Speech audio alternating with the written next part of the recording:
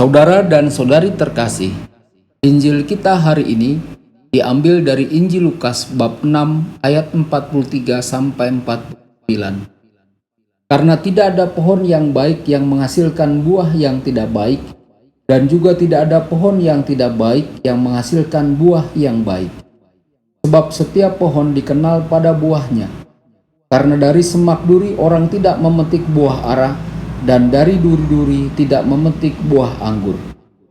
Orang yang baik mengeluarkan barang yang baik dari perbendaharaan hatinya yang baik, dan orang yang jahat mengeluarkan barang yang jahat dari perbendaharaannya yang jahat. Karena yang diucapkan mulutnya meluap dari hatinya. Mengapa kamu berseru kepadaku, Tuhan, Tuhan, padahal kamu tidak melakukan apa yang aku katakan? Setiap orang yang datang kepadaku dan mendengarkan perkataanku serta melakukannya, aku akan menyatakan kepadamu dengan siapa ia dapat disamakan. Ia sama dengan seorang yang mendirikan rumah. Orang itu menggali dalam-dalam dan meletakkannya dasarnya di atas batu. Ketika datang air bah dan banjir melanda rumah itu tidak dapat digoyahkan karena rumah itu kokoh dibangun. Akan tetapi barang siapa mendengar perkataanku, tetapi tidak melakukannya, ia sama dengan seorang yang mendirikan rumah di atas tanah tanpa dasar. Ketika banjir melandanya, rumah itu segera rubuh dan hebatlah kerusakannya.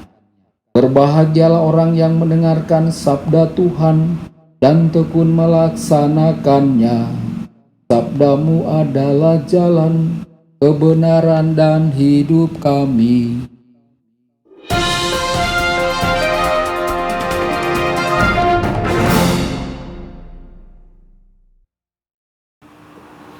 Saudara dan saudari terkasih dimanapun Anda berada, jumpa lagi dengan saya Romo Tedens dalam saluran Warta Kabar Sukacita.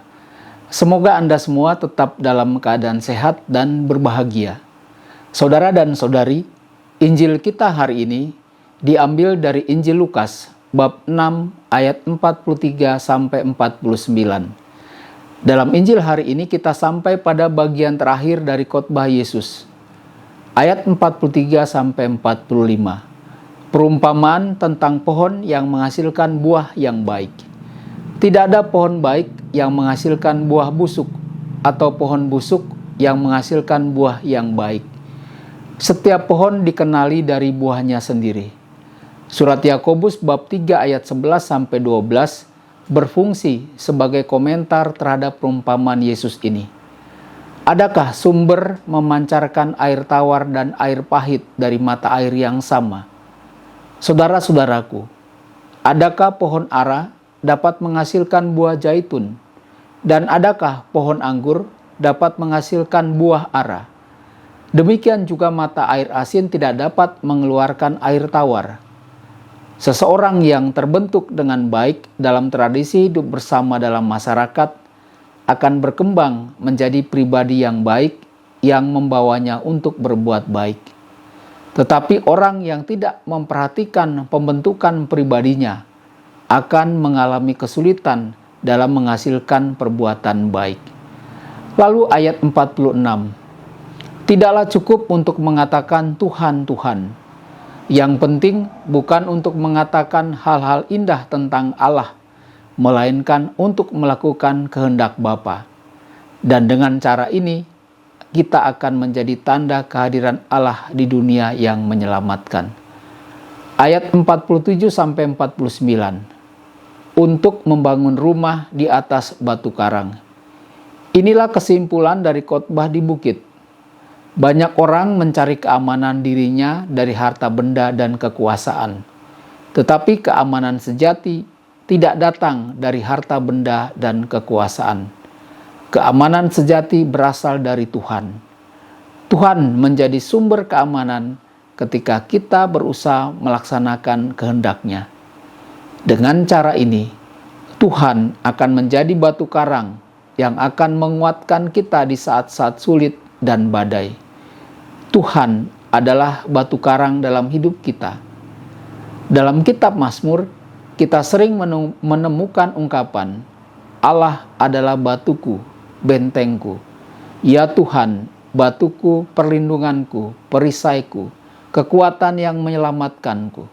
Tuhan adalah pertahanan dan kekuatan mereka yang percaya kepadanya dan yang mencari keadilan. Orang-orang yang percaya kepada Allah ini pada gilirannya akan menjadi batu karang bagi orang lain. Saudara dan saudari, refleksi pribadi bagi kita, bagaimanakah kualitas hati kita? Apakah diri kita dibangun di atas batu? Tuhan memberkati Anda semua. Sabda Allah adalah kebenaran. Sabda Allah adalah kehidupan. Mari kita mencintainya, mari kita menghayatinya. Ya Tuhan yang ku muliakan, sabdamu angkat resahku.